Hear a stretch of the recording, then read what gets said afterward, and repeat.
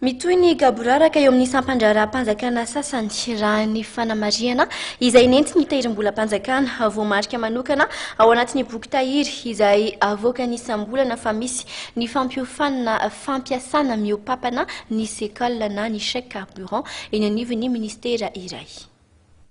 Tao aoriany ny fanaraha-maso nataon'ny tahirim-bolam-panjakana mikasika ny fandaniana na contrôle des dépenses dia hita fa misy sampandraraha ao anatin'ny ministera iray manao fandaniana sekala na taratasy tsolika mitotaly 730 tapitrisa ariary tao anatin'ny enim-bolana na 510 tapitrisa ariary isam-bolana raha ny fantatra.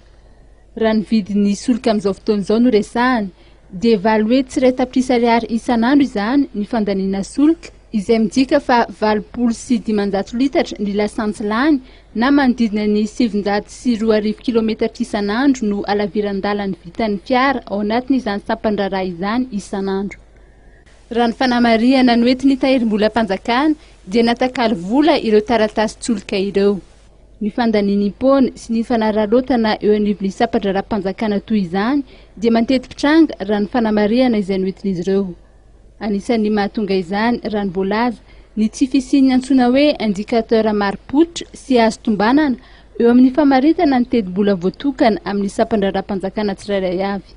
Miantso ny tompon'andraikitra isan-tsokajiny ny avy eo amin'ny tahirim-bolam-panjakana mba handray fepetra mba ampiasaina amin'ny tokony ho izy ny fanaram-panjakana mba hisian'ny fampandrosoana ny firenena fa tsy olombitsy no ampiasa sy ahazo tombotsoa manokana amin'izany.